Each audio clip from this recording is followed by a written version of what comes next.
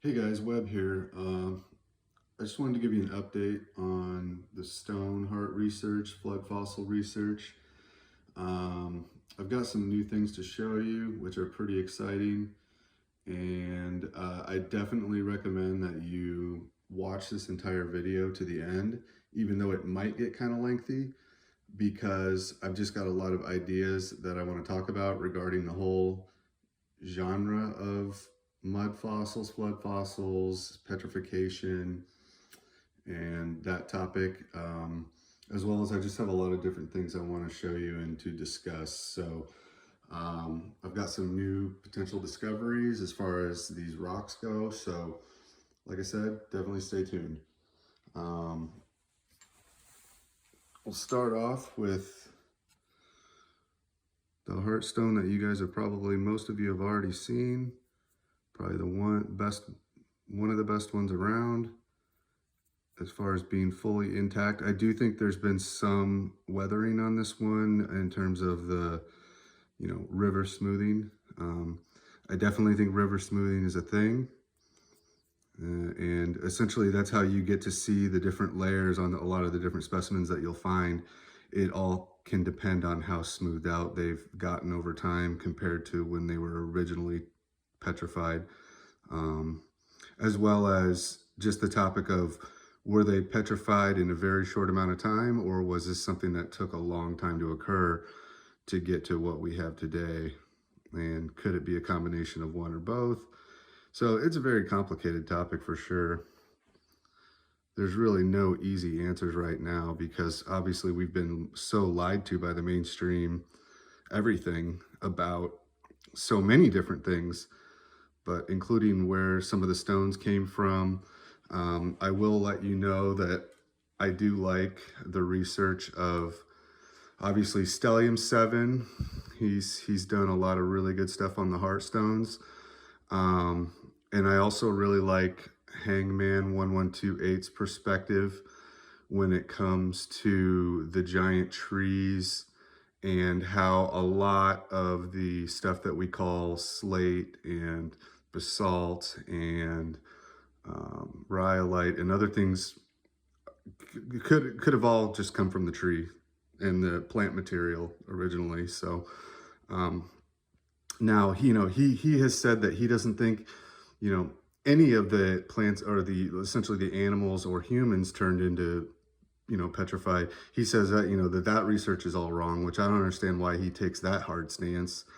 And then you got guys like Wise Up who used to believe in some of it, and now he just came out with a video saying he doesn't think it's even possible. So people are all over the place on this one, but I will say I'm convinced that both plants, animals, and humans could have all been petrified, as well. I do think they were many of them were petrified in an event, in these cataclysmic events, whether it be the Great Flood or the Day of the Lord, which was Tribulation Armageddon. That could have been potentially, now I'm thinking, part of the petrification that we see as well. But anyway, yeah, let me get to showing you a bunch more stuff here that I have for you. So I'm going to start off with the best, what I believe to be my best heart specimens. And then I'll move to some that are questionable, and you guys can decide on those. And then I'm going to talk about a couple other types of rock and where they might come from. So I'm going to start you off. Also, I might have a brain. I might have half a brain. So we'll talk about and look at that too. Like I said, stay to the end. This one right here is, in my opinion, it might not look like it at first because you don't get the red color. You don't get, I do believe this is pretty deformed as well. And that's a thing you have to be able to try to recognize the features you have to try to see through the deformity as well as how much has been weathered off the outside of the body part. Now, I'm going to show you next to the other red heart that I've got here how similar these two really are. And I think you'll agree once you see it here. So here we have the front. We've got left ventricles and right ventricles.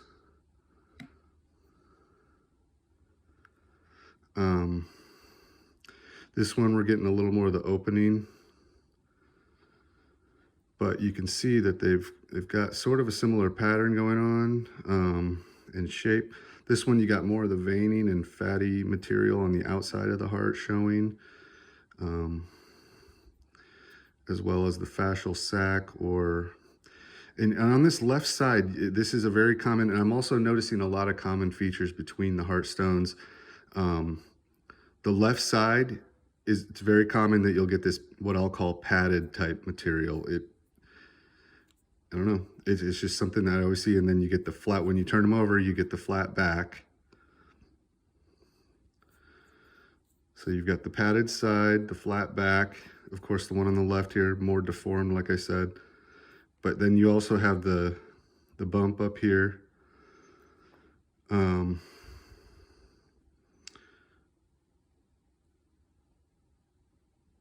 And then on this one, you've got this chalcedony, what you might call botryoidal type material that's on the inside.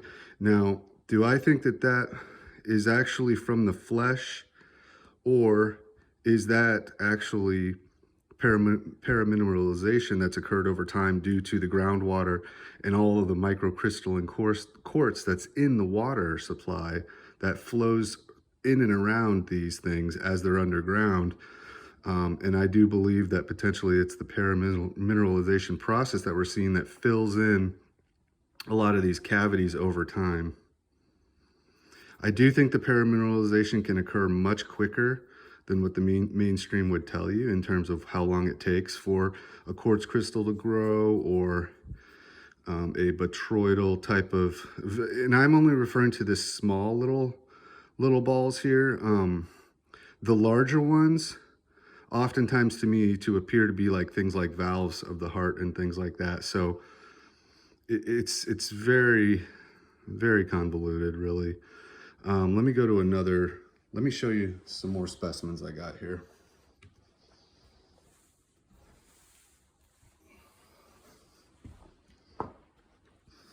Now this one, you might not at first think that that's a heart, but I think it's a heart, and I actually think it's a real good one. Again, you have to be able to see through the loss of color. Does it have the fleshy appearance? Yes. Does it look like wood or, some type of a grain like that? No, it doesn't. Does it have more of kind of that body part look to it, I guess you could say, or fleshy appearance? And yeah, it has that, Now let's go ahead and could just compare it to this other heart specimen I've got. So what you're going to notice is very, very similar shapes on here. Now this opening for the left atrium, I believe it's called, don't quote me on all these medical terms, guys. I don't actually have them all memorized, but that would be this over here. But you can see this is more shifted over to the left. Again, much more in a deformed fashion, this one on the left. But what we're going to see is that a lot of the similar features are there. So here would be what I'd call that left side padding material. We turn around to the back. Actually, I'm sorry, we've got the left side padding kind of going all the way down this way. And then on this one, what I would call the back, the flat back would be here. And over here, we've got a bunch of quartz rock on the back. And over here, we've got the quartz underneath and still have like a jasper layer of flesh or muscle, I guess, tissue on top. This one maybe just more worn away. Now, you're totally free to disagree that this is even a heart. Make up your own mind. I'm not here to like tell you what a rock looks like or anything, because this whole thing will make you go nuts.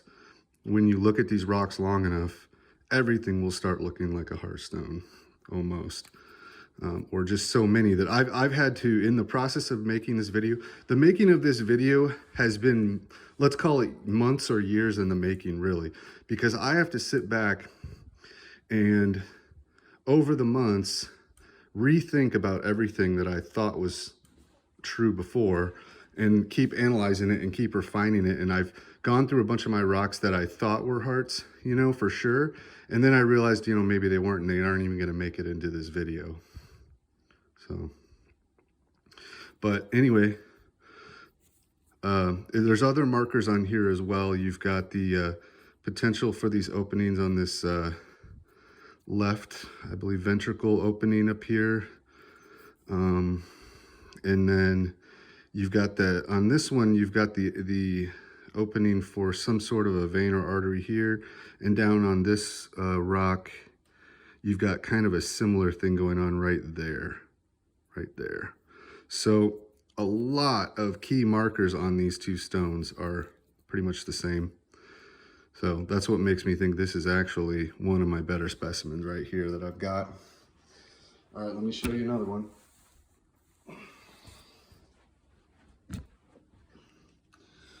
Now this one's bigger, this one's heavier, and I'm not even certain it's a heart, but it is very interesting to me just because of the shape. Now this one on the top, it's got this giant triangle, and that's something you're gonna see on a lot of these heart stones, is this triangle formation. Now, not necessarily one giant one like on here, but it's a shape that you're gonna see repeating over and over on a lot of these potential. Now, in my opinion, you can see right here how this circles around. This could be a filled in opening that's just been filled in with material. That is why we don't see the opening for the, let's go ahead and compare. We'll just keep using this as our base rock. But there you can kind of see that triangle shape. Now it can occur, and depending on the deformation of the heart, the way it was petrified, or which side it was laying on and things like that, can make them look different. On the back of this giant one, you've got this sulcus line, and that's a pretty defined sulcus line. You've got a couple more artery or vein openings and whatnot. There's one up here, and I don't have all the correlations to a real heart with this one. I haven't mapped this one out necessarily, let's say. And they don't tend to be, this one isn't quite as what you might say perfect, but it's definitely not wood. I mean, if you think this is from the tree, tell me how you think this comes from the tree, Hangman 1128. Because I never seen a tree part that looks like this. No seeds, no nothing. But it sure does look like a big old giant heart, even though it's not red. All right, let's move on.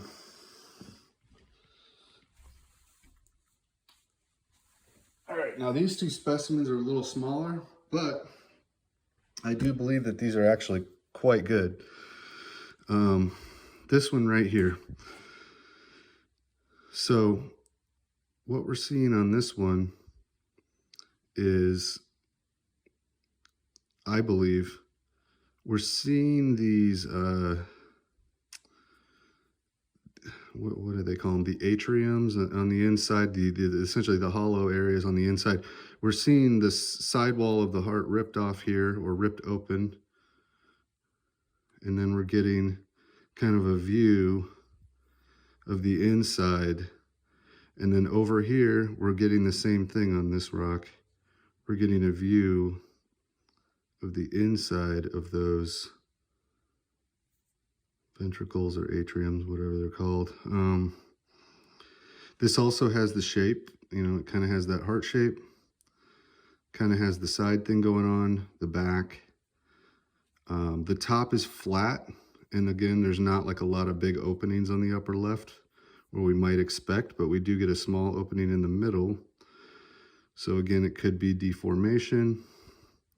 This thing was obviously ripped apart, so you tell me what you think on that one.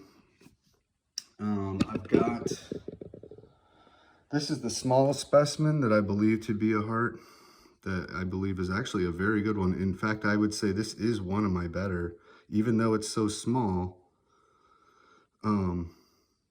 That's a darn good one, I think, because It very much has the shape, but then it has all the action on the top with the aorta opening and what, you know, the left and right ventricles, whatever they're called. Gosh, I need to look at that before I keep talking, because that's just going to annoy everyone. But to not know the name of all these things, I do apologize. I just don't have it all memorized, guys. But this video is kind of off the cuff just a little bit. Just decided to use my time today to make this for you. So I just want to show you, though, this one, you know, what would that be the heart of? A little gnome guy, or an animal, a smaller animal of some sort. Your guess is as good as mine. Okay, now what I want to show you are some specimens that I think are candidates for heart stones, but not necessarily hearts. Just candidates. So they don't have as many of the marker hallmarks and features, but they do have some. Now this one's pretty good. This is one of the newest rocks that I found, and I might use this as a thumbnail of this video just as a teaser. But I mean, it looks like a piece of meat. Look at this red jasper. This is one of the nicer red jaspers I've ever found. Let me get these dang string out of the way. So let me tell you the orientation. I would think it's like this. Now we're missing, if that was the orientation, then we're missing everything on the top as far as openings go. So that's why, to me, it's questionable. But then we have this large gash over here on the left, lower left. So this one's interesting, you know, if this is a body part. I mean, have you ever seen a tree part that looks like this? You'd have to use your imagination to think that this was part of a tree, but, or is this just creation from the beginning? I mean, were these rocks just from original creation? You know, that's also a possibility. They don't have to be from the tree. They don't have to be from a body part, I don't think. But maybe they do. I don't know. So, yeah, this one has one large opening on the lower left, as far as, you know, unless if I was going to orient it like where I think that larger opening should be, it would be kind of like this, but then the shape is totally like upside down. But maybe it's just, again, just totally deformed, you know, during the petrification process, or process of becoming frozen in time like this. I do think they were under pressure, so the pressure can push these things and constrict them, and depending on what cycle of the pump they were when they finally constricted, you know, it could change the shape of the stone.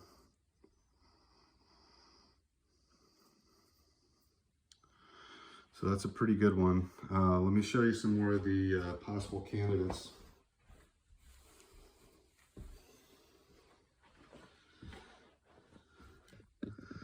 So then you got something like this. Let me push the camera a little bit. Which kind of has the shape going, you know, it kind of has this left side kind of padding thing going on. The back is real weird. It's not flat at all. It's kind of bumped out. And again, it would have to be a deformed one, but we can look at the top. We can imagine an opening maybe being right there, like a large opening. So this one kind of has that fleshy appearance. Here's another little opening right there on the well, I'll call it the right side. So, you know, you got ones like that.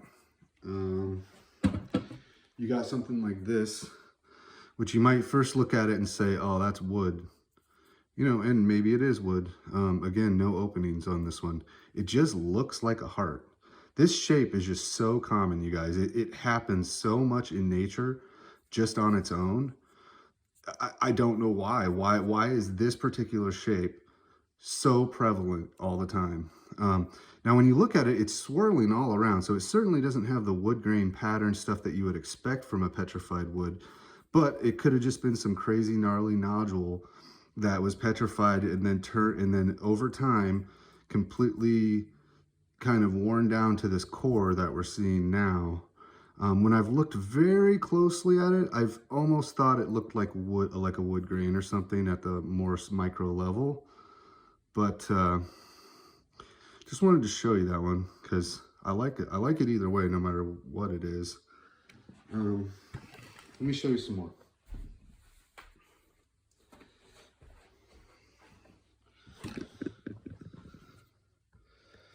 This one right here is a pretty good specimen in my opinion. This might have been a heart. It's got the red color, it's got the fleshy appearance. It's got the elongated heart look to it, which would mean to me, probably not human, maybe an animal of some kind.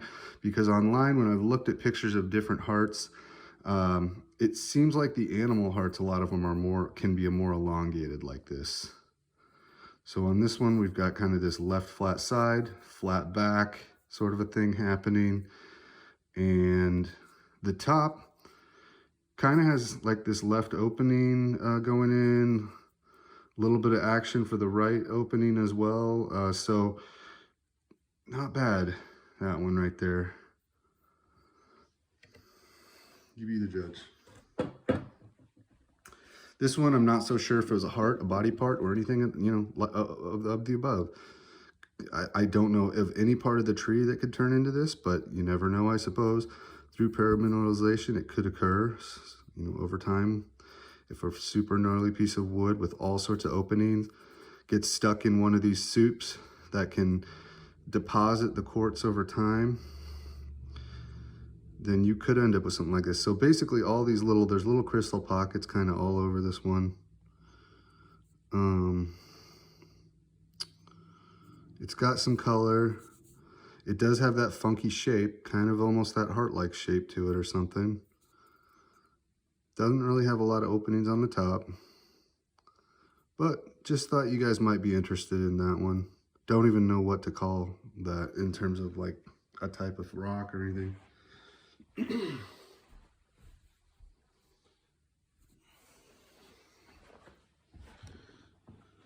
Here's a couple more of the red ones, elongated, no openings at all on these, but just thought I'd show you because again, they were just showing that common feature that you always see, the flat side, the flat back.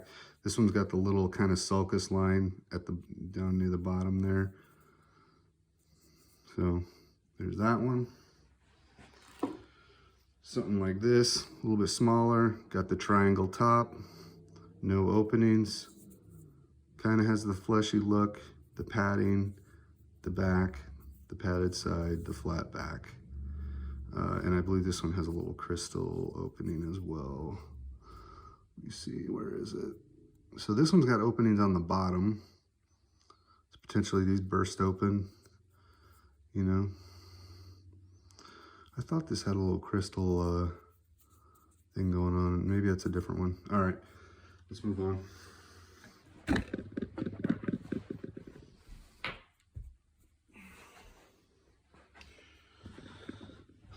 And you got something like this, elongated. Kind of has like a gray basaltish type of material, but very much like flowing around the rock.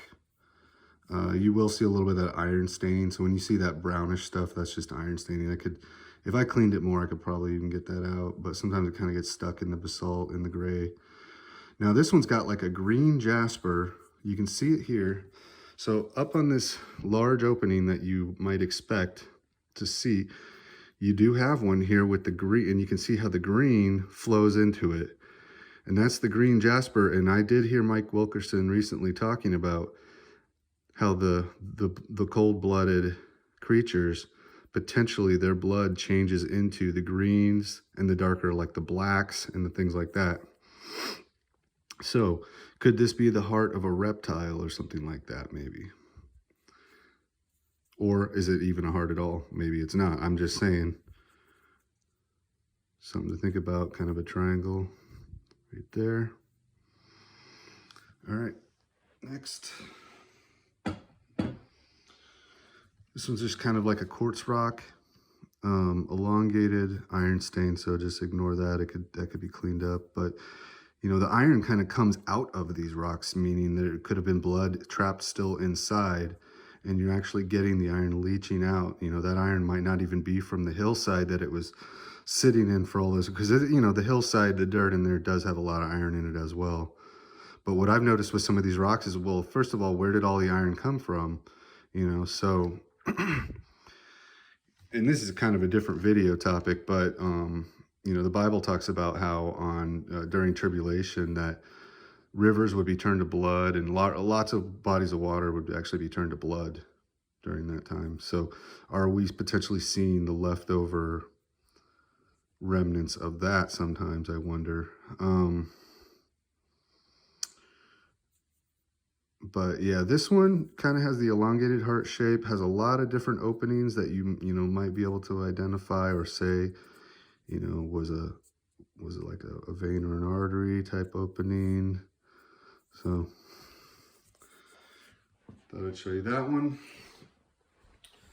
Bear with me, we just got a few more on this list before we get to the other rocks that I want to talk to you about. Here's a little bit of a smaller one.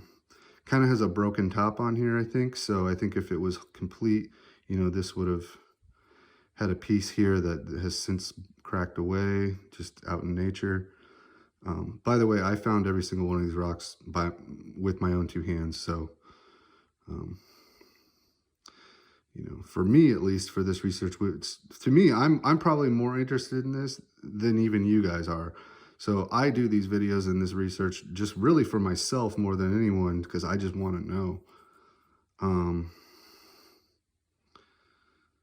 This one's got that crystal. This is the one I was thinking of that has the crystal pocket opening right there on the, let's see, that would be the kind of rear right area. But I do believe this would be, you know, the orientation of the heart if this was one.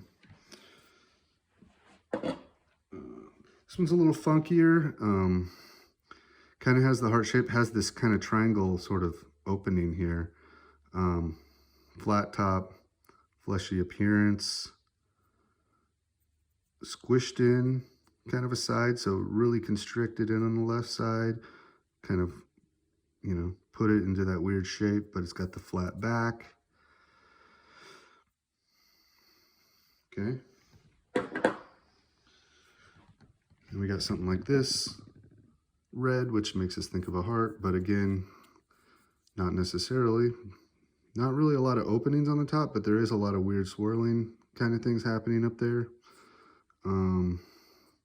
Flat side, flat back. Or am I just nuts? Could be. All right. So what I want to talk about also are a couple of other types of stones and why, you know, they're clearly not body parts, some of them, or at least I can't figure out what they are. Or in some cases, like petrified wood, it's obviously not, it's just wood. And I'll show you that right now. I'll start with the petrified wood.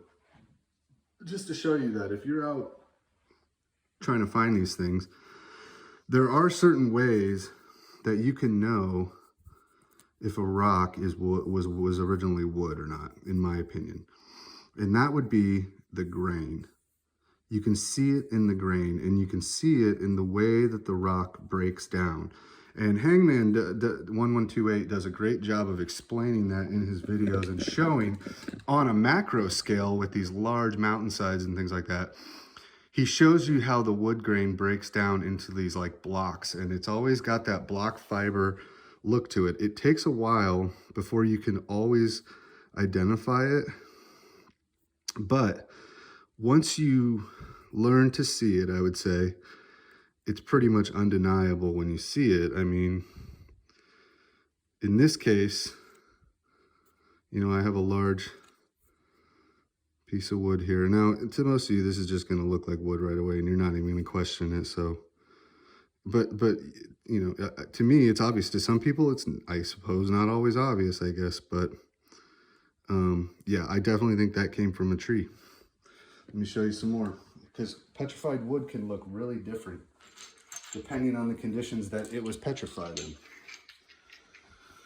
So you can find little pieces, but again, look at the shape. It's got that cubeness to it, you know? And that's how the wood breaks down. It breaks down in that rectangular cube. Not a cube, it's a rectangle, but you know what I mean. This one right here, you can clearly like really see the wood grain. You can see the layers of the wood, and then you flip it around here, and that has been totally agatized in the middle. Or is it the sap that, you know, why is the middle of the petrified wood so glossy and so silicated like that? You know, that would be, I guess, the paramineralization.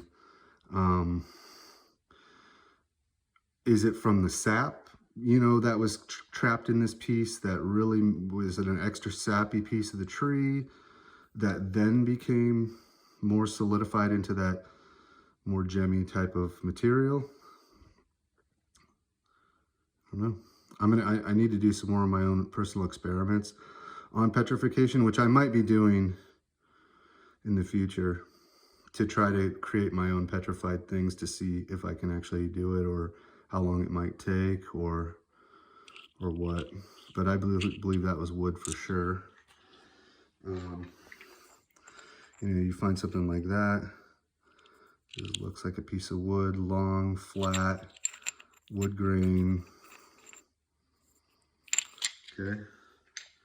You might find something like that. Now that's a much more smoothed out type of a thing. And you know, you might even question if that was wood, but I do think that was wood at one time. You get something like that. Look at the triangle shape on that thing. And but yeah, I mean, if you just look at the fibers on it, on the outside, you can see.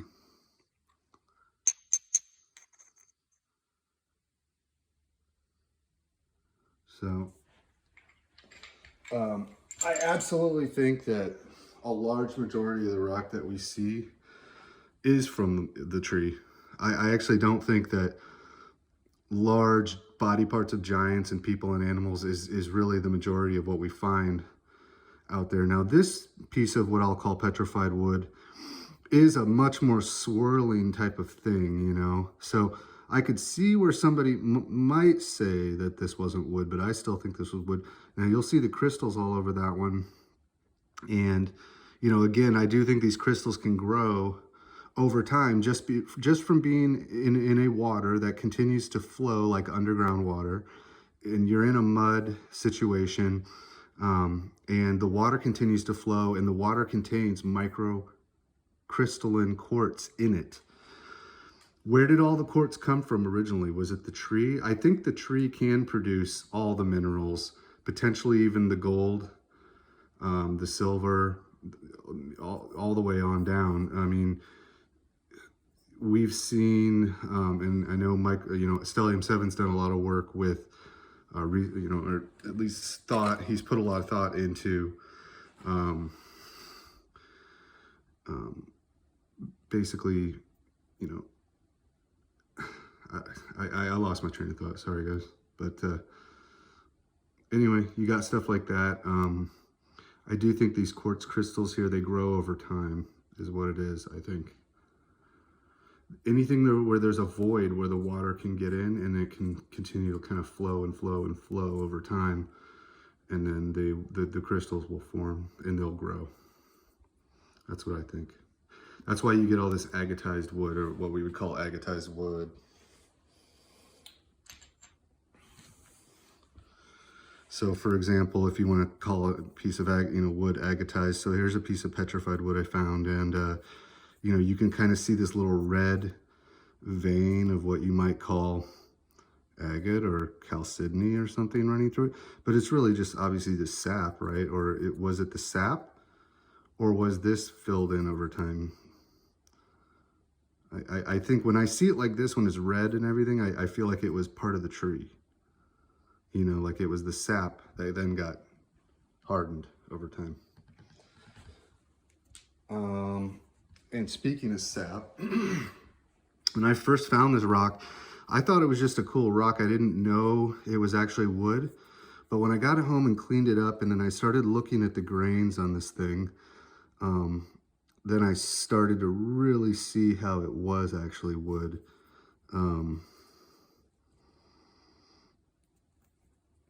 It's just got wood grain kind of going on, and then it's got this like burl on it, or this little, I don't know what you want to call it, but I've definitely seen, you know, pieces of wood and whatnot that have these, you know, these shapes on them, with these kind of padded outer material. But this also, by the way, this stone is very heavy, so I know that it's filled with very dense material. Now on the top here, what you can see is this is all the sap that's stuck in the tree. It's kind of a dark amber, like root beer color. And I'm definitely going to cut this rock open because I want to see, it's so heavy that this whole thing kind of has to be filled with sap on the inside or something. I don't know. Or just the petrified wood itself is very heavy, but it has a very, very heavy feel to it, a very dense feel to it. So, you know, maybe that's the kind of sap that's going to have a bug trapped in it or something. Who knows? But I definitely want to cut this one open, take a look at the inside. But yeah, I definitely think that's wood. And then just a few of the rocks that I want to talk about before I show you a really, I think, important new one. So I want to talk about the agate. And so this is a very large agate nodule that I found. It's probably one of the best I ever found. It's green and kind of a light brown, and it's just absolutely beautiful, this thing. But I have no idea what kind of a body part, if this was one. I don't think this is from the tree.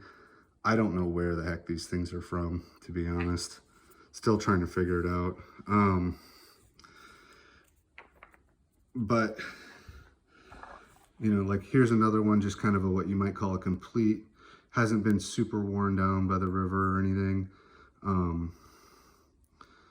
But, you know, you can see it's still got like its whole outer skin on it and everything. It's got a few little like quartz openings on the here and one there. But, you know, these things form inside of a softer material. So if you were to think, let me show you a different one. So, you know, like here's another, you know, quote unquote complete that you know, so hasn't really been fractured, hasn't been super worn down, but all of the outer material that it was stuck in, it has been removed, you know, just by the river banks and the river and the way it all flows over time. But, you know, these things, if you had to think these were a body part of some sort, you'd have to think it was from a giant, you know, that it would have to be like a fat cell or a, like a follicle or like some sort of, because I've never really been able to identify one of these agates as like a body part or anything that I can really find. I do think that like when you see it, the same type of material, which is chalcedony quartz, which is what an agate's made out of, basically, you see it in the heartstones. So I just don't understand it yet. I don't really all understand where it all comes from, how it forms, how it reforms. But here's that's going to lead me to another idea to show you. So like here's something I found at the beach. So this is just like a piece of like gray, you know, that lower quality, I guess you could call a rock that we see everywhere. Now, was this at one time an ash? Now, I can get into that theory a little bit too, where, you know, there was this huge ash event and we still have all these rocks left over from it today. And that ash just encased so many things, you know, in it. And then even today, as the river, you know, tides go in and out, or I'm sorry, the ocean tides, you know, rocks are getting bashed together and things are getting opened up. And, you know, like for example, on this one, you know, I found it just this way. It's got this little agate nodule, looks like a teardrop or something. And it's just got its little, you know, little keyhole spot right there on the rock. So this is how these things form. Let me get it back in there. There it goes. Boom. See? Whoops. But I liked this, so I took it home. When I saw they could pop it in and out and hold it like a holder, I was like, oh, that's cool. I'm gonna bring the whole thing home just as a example piece. But I just want to show you that's how these agates form. They're just, and you go out to the beach and you'll see this kind of thing everywhere. You'll find them broken out of here, which is what you're usually looking for. But you'll see them all everywhere stuck in the basalt like this. Which kind of leads me to my next point, which is you have a type of rock that's called amygdaloidal basalt. So this would be an example of what they call amygdaloidal basalt. It's basically a basalt rock full of these little cavities everywhere. And then they fill in with chalcedony over time, and it creates those little agate nodules everywhere. Now, let me show you something interesting. Because they tell you that this is like, I'm pretty sure they tell you that this is from a volcano or something like that. I'm pretty sure that's the way, that's the line they use, right? They'll say that this is from they say everything's from a volcano lake. They say all rocks originated from a volcano explosion. It's ridiculous, but it's like, so, but let me show you something. So I found this, this one I found it at the, along the Columbia River area, but you can find this stuff everywhere. It's super common. Nobody even picks it up just because it's so common. Just, I wanted an example piece, so I brought it home because I thought it was interesting. But if you were going to say this was a body part of some sort, it would have to be like the bone material, because then that would be the porous material, something like that. But I want to show you this. I found this at the beach, and I find stuff like this all the time, guys. My collection's way bigger than what I'm showing you today, and I have way more examples of potential heart stones and all sorts of stuff. But I just, I only have limited time here in this video. It's already almost 45 minutes, so so this is coral. This is a piece of coral that I picked up, okay? And it's funny how similar that this piece of coral looks to this piece of amygdaloidal basalt. Obviously, this is bigger, but we know in the past, everything was bigger, right? The animals were bigger, the people were bigger. I think the atmosphere was different, the air pressure was different, the amount of oxygen in the air was more. Therefore, they could grow bigger. Everything could grow bigger, including the coral. That's what I think this is over here. Now, you tell me what you think. You can be the judge of that. But I'm going with, that's where this potentially, where this basalt comes from, this amygdaloidal basalt. And also, guys, there's one more rock I forgot to show you guys, and it is actually a pretty fascinating one. Now, when I first found this rock, it's not the type of quality I would normally bring home, just because you kind of look at it, it's dull gray, nothing too special really. But when I noticed it had this weird swirl in it that looked so kind of biological, I guess you could say, well, I just had to bring it home after I saw that. And I'm really glad I did, because after I got it all cleaned up, I think I may have found a half a brain. Now, it has that kind of heart shape to it, but that's about where it ends. There's really no other similarities of this stone to a heart stone other than this kind of weird shape. But it's just got different openings in weird places, and then of course you come to this right side and it's just this crazy swirl. And it appears to have a tissuey material going on the inside. Now, after I've researched this, I'm going to show you why I think this is a brain. But I'm going to show you what I think is the cerebellum. And you'll see it's poking through this would be like your cranial sac. I can't remember the exact medical name. We'll look at it in the video here in a little bit, because I got some diagrams. But I believe what we're seeing is the cerebellum of the brain here underneath this layer. And you can kind of see it poking through up here too. So when you get to this rough layer, and then all of a sudden you see the kind of cerebellum looking bumps coming through.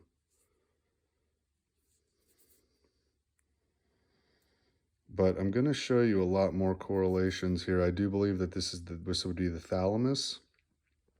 This is probably the foramen where one of the large nerves goes in. I'll show you again. I'll be showing you this here, and I've got some still pictures here, and we can analyze it all. Okay, just wanted to show you the video of it though first. Okay, so for the final part of this video, I just want to look at some pictures of some real hearts versus the heart stones, as well as some diagrams so that we can identify some of the different parts of the heart stone that we can correlate to a real heart, as well as the brain stone and some brain pictures and diagrams of real real brains. So I just wanted to get through that before the end of this video, just to give you guys an idea of why I think the things that I do. So what you're looking at on the left is the picture of a real heart. On the right, the picture of the heart stone that I found.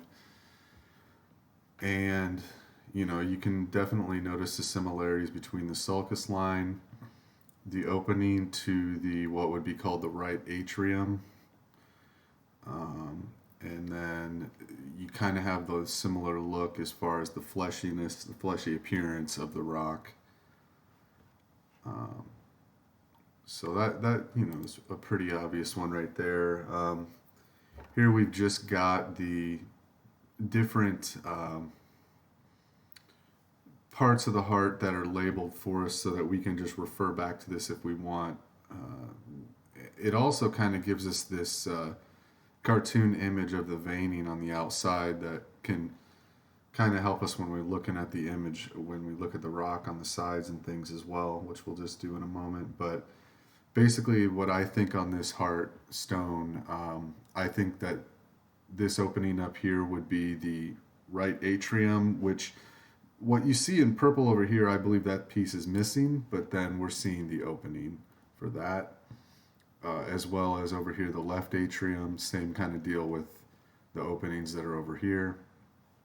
And then down here, you would have the right ventricle, and over here, the left ventricle. Basically, all the plumbing is missing because all these different pieces will all break apart over time after the petrification. And then those will weather on their own, and we're not going to be able to really recognize probably most of these pieces. But we are still going to find fragments of them, and that's why we're going to be given clues, I think, for, you know, sometimes from some of the other rocks that we find. Okay, so let's go ahead and look at this image. I'll come back to when we look at the other rock, because that veining kind of matches up with the other rock I showed you from the video. This image I wanted to show because it shows the difference between what a healthy heart would look like and an unhealthy heart, which would be the visceral fat surrounding the heart, as well as, you know, leading to an enlarged heart and whatnot. And what you'll notice is that, you know, it's very much like got this yellow color to it instead of the red. And so, you know, if a larger human was petrified from back then, let's say it was during the flood or during tribulation, one of the two, that's what I think would have been the events that would lead up to something like this heart stone. You could get a very gemmy look. You could get a very gemmy heart stone if you were to find one that had more visceral fat, I believe. I believe if this heart on the right were to petrify versus this healthy looking one, you know, it would be very colorful. It would have all the reds, the yellows, and everything. And then it potentially, because of the additional fatty material on this one, you might actually get like a higher gemstone quality to the rock, to the heartstone. So I definitely wanted to show you that image.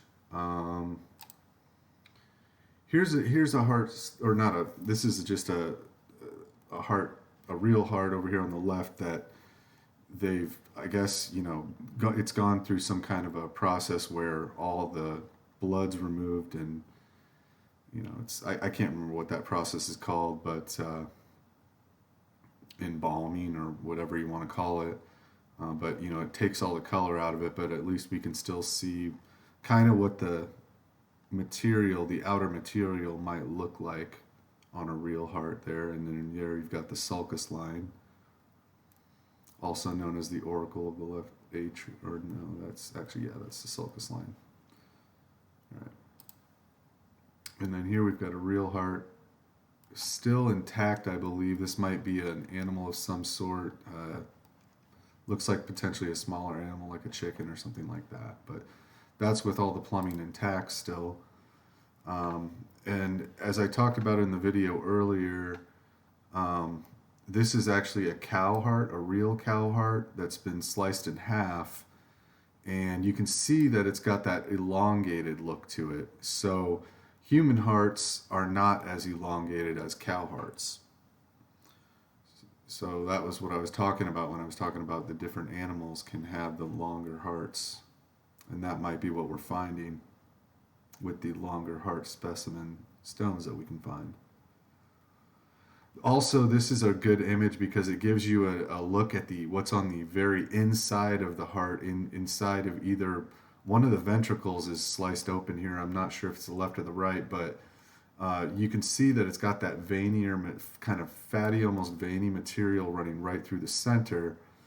And then you can imagine when it's filled with blood and then becomes petrified either all at once or over time, or, you know, then we end up with these very hard quartz centers in the middle of some of these heartstones, with that kind of veiny appearance as well, with the other colored colors running through. In this case, I'm calling it red jasper, but so also I was thinking about just the term quartz has the word core kind of in it when we say it, and I was thinking about the core of these hearts. Now I'm actually going to move through some of these images over here of the stone, because what I realized after cleaning it off is that this whole side, what I was calling the padded side, and I kept calling it the left side, but really inside the human or animal, it would be the right side of the heart. But basically, what I noticed was that this particular kind of quartz, I believe it runs all the way through the stone from this point through. I shined a flashlight through it, and I couldn't get any. It's not transparent enough to get any light coming through the entire stone or anything. But I do believe that is like the core of this stone is mostly all that quartz rock. I'd have to cut it to confirm, which I don't really want to do on this one.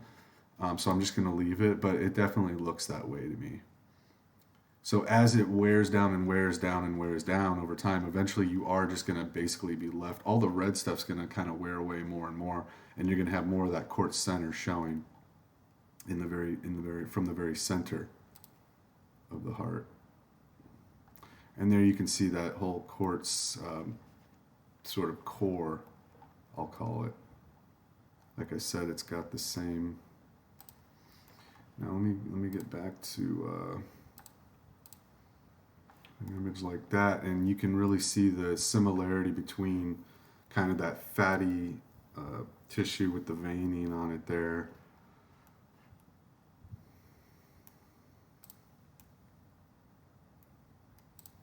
So yeah, that's a pretty darn good specimen right there. Now this is the rock that I was showing you that I just found a lot more recently this year. Found this rock in the same location as the other stones that I've been showing you. So a lot of these rocks are actually found along the same riverbank. Basically, when I go out there, I might have to take a video sometimes just to show you guys what it's like. But The riverbank is a wall. It's a wall of rocks about 20 feet high, maybe 30 feet high or more, and it's in the mud. And then the river is so powerful that it actually churn. And then the way that the ground freezes and thaws over time, and just the way that the river runs with also with the rains and everything else that happens, this hillside actually churns the rocks out of it. They fall down over time. They keep falling down and falling down over time. It's like a cycle. So just recently I went there, and this red one here was just sitting there. It's one of the densest, most high quality kind of red stones like that I've ever found. And it's got all these kind of, let's just call it quartzite veins running through it. But it's just a beautiful stone. And you can be the judge whether you think this one's a heart or not. But it certainly has that look to it. And then it's only got the one kind of larger opening on it, kind of opening spot. But like I said, the heart could be constricted in certain ways. And in the earlier video I said pump, and I know it's not a pump. The heart's not a pump, so I'm sure I'll get that comment, but that's fine. But you know what I was trying to say. It was like in a certain cycle of the constriction, whether it be in the left ventricle or the right ventricle. So depending on, there's a lot of different variables that go into how this thing became petrified and what we're going to find today, and what this, what the rock's been through basically, or what the organ's been through that turned into a rock, I guess you could say. And here's some where I got it wet just to kind of try to bring out the, the colors a little bit more and some of the details on there.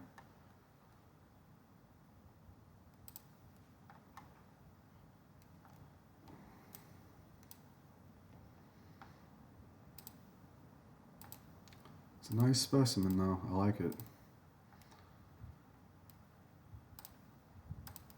So this is that other one that I thought had a lot of markers, key markers on it.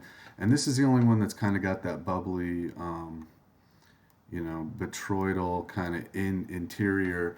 It has a very, I've always felt like these bubbly surfaces kind of have an organic look to them in terms of being the inside of organs, or what a fleshy material might look like on on the inside layer. Pointing towards the interior of the ventricles and whatnot. But, when I see pictures of real hearts, I don't necessarily see this bubbliness to it. But like I was saying, I don't know if through, over time, if this bubbliness can appear, or how it would all work on that. But this one's definitely got some very nice openings to what we would call the right ventricle. Basically, this would be looking down into the right atrium. All the plumbing's gone. Like I said, we're looking down into the right ventricle, I believe, which is where the right atrium goes down into. You can see. So that would be this right here.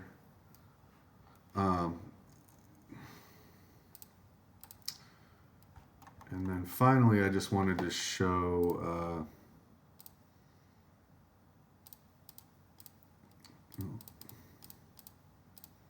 I guess I didn't get all the pictures in here that I want. That's fine. No biggie. Also, just kind of to show this one where it shows the kind of on the interior with the cross section of the heart, all that veininess that you can really see when you're looking from the inside out.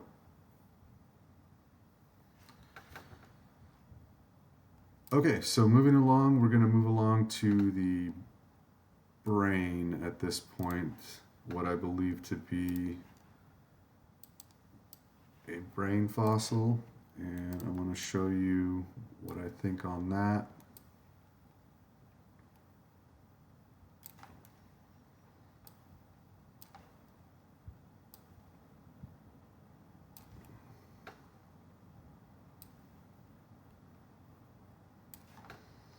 Okay, so I've I've also got a reverse image of it of the fossils or of the rocks so that we can see what orientation we think it is, or what I think it is, or I'll tell you what I think, because basically when you first look at the stone, you see the large rounded side over here, and that seems to look like the frontal lobe area. Um, but then when you look at the other features on there, so here in the middle we've got the thalamus, and what you'll notice on the real brain over here, the thalamus with the dot, you're going to notice that a lot in a lot of the different diagrams, and I believe that that correlates to this dot right here, or this could also be an opening, a different opening, but the dot that you also see what they call the, well, they don't have it listed on here, but they call it, we'll see it on another, actually, let's just go to it right away.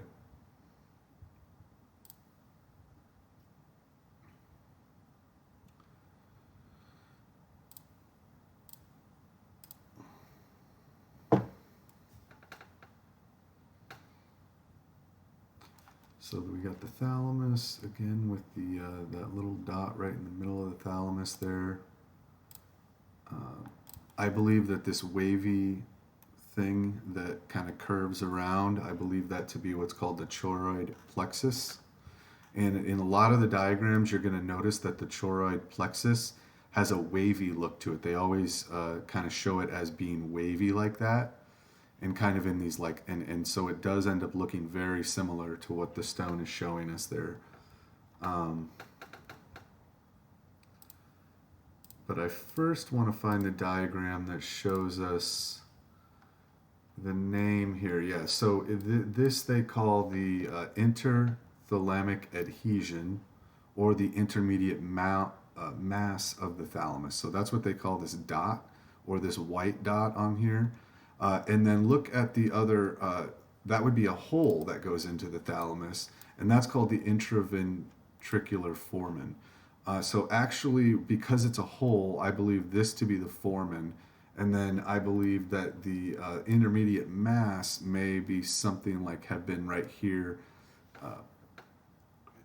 in this location, or it is in that location, because this has been separated. So the brain's been separated in half after petrification, most likely. It cracks apart over time along the weaker points that would connect the two halves of the brain together, which would be the corpus callosum, and the thalamus sits right in the middle. So it's going to rip off on one half or the other. In this case, with this brainstone, then you've got the entire thalamus essentially, I believe, on one side here, connected to the one side. Now the question becomes, which direction or which half of the brain do I have here? I was starting to think that this is actually the frontal lobe, even though it's all smashed down. What you're going to notice is that these, now earlier in the video too, I was calling it cerebellum. No, it's the cerebrum, which is this whole entire top, spongier part of the brain. And it's definitely on the stone way more smashed down. It's not nearly covering as large of an area here in terms of overall volume. Maybe that's from dehydration, but also when you look at the top-down view of the stone, now this is the image actually reversed.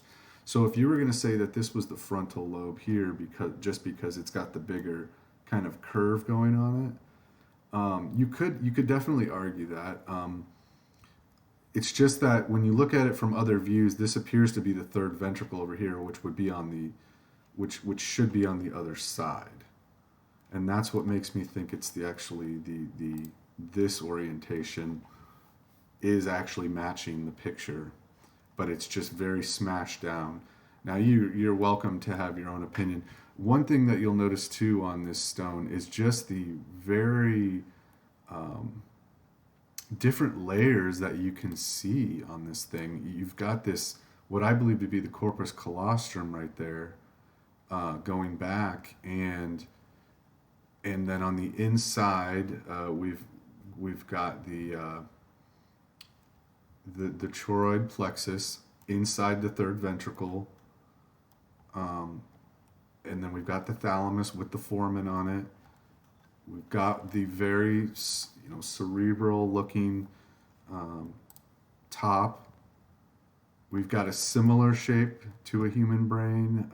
It definitely looks like it might be deformed in some ways, like it got smashed. I believe potentially the top kind of sagged down. See, because on the side here it bulges out, but when you look at most like charts of the human brain diagrams, you won't see this bulging on the side over here. It's more of a smooth curve. And so I believe that potentially that mass that we were expecting on the top is being pushed down, and or it over time was pushed down and bulged out to the side over here. Because this is a top-down view, but this is also going to give you that view of the, let's see, now that, yeah, this is the material I believe to be the meningeal dura mater. You can see on this diagram, it shows it being over top and surrounding the entire brain, and then inside is the fluid as well as outside, but inside and outside. And you can see that underneath that is the cerebrum. And then on this stone, you can see how this transitions from one layer to another here, where you've got the cerebrum underneath with this dura mater on top. And let me go to the next image. This is with the stone wet, and then that really helps you see the difference between the two. And I do apologize that these photos aren't the greatest. It's not the best camera ever. In person, you can see these features even better than what you can see on these pictures I'm showing you. It really, just makes it look like a brain when you look at it in person. But I think you're going to get a pretty good idea from this video of why I think this is a brain.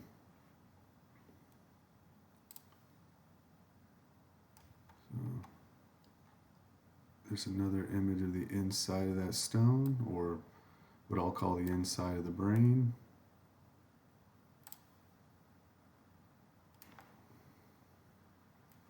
Again, the choroid plexus, well, that's the one I showed you earlier. Now, on a lot of these real brain images, they don't really show like a wavy choroid plexus on the inside of the corpus calostrum, but it might be cut away as well, and we're just not seeing it. Also, when these things have water, when they're still fully hydrated, as this dead brain specimen would be, compared to a stone which is now not hydrated anymore, I guess you could say. I think that might keep things puffier on the hydrated specimen. Okay, so let's see. And this is just going to show where some of the openings for the nerves are going to be at. Here's the front of the stone. Let's see. This is kind of the outer side. Like I said, this would be that squished out side, and then this is kind of the other. And this has been roughed up here as well. It looks kind of like it's been slightly deformed a little bit. But that could also be where, well, not sure. On the bottom of the stone, what you see is you see this kind of larger opening here near what I believe to be I think it's the back of this would be the back of the brain. And this would be potentially where the medulla oblongata was connecting all of its different nerves and whatnot, which would be this part right here on the diagram. But inside, it's quite interesting when you zoom down into it. It's got this ball of, and again, it gets more and more kind of crystallizing as you go down deeper into the stone. As the layers go in, you get more to the core, you get more of a harder, higher quality stone, in this case quartz. But it's kind of got this like almost like a bumpy nodule looking thing on the inside right here. Okay. And I think we're almost done. Here's another good look at the bottom of that. Here's that kind of bumpy nodule area, potentially where the medulla oblongata had some connection, as well as this larger opening right here next to the thalamus. Could have been a nerve spot where the nerves were connecting.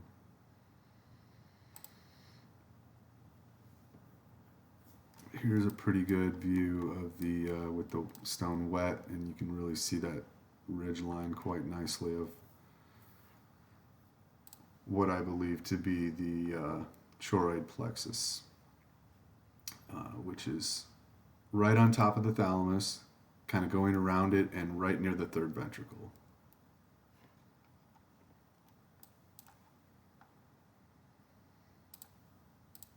Okay, well, I think I gave you guys something to think about there. I hope you enjoyed the video. If you've watched it this long, then I congratulate you. And hopefully I'll be making some more videos on this topic. It certainly could take me a long time before more comes out, just because uh, there's just so much to think about and so much to do. And of course, I always am, busy with other things as well as going out finding more rocks and things too to look at. So there's just a lot that goes into this research, but as well as all the other topics that I want to cover on this channel. So, I just want to say though that Stellium 7's just been blown out of the water with this topic, and I just want to thank him for kind of motivating me. That you can thank him for giving me the motivation to make this video for you after he posted the video again of my heartstone. So, I hope, like I said, I hope you enjoyed this. I hope you learned something maybe, or maybe you totally disagree with everything that I said. That's fine too. But I just wanted to show you what I think, and I'm just going to keep on thinking about this thing. And if I come up with, more discoveries or more realizations, I'll be making another video. Thanks, and God bless.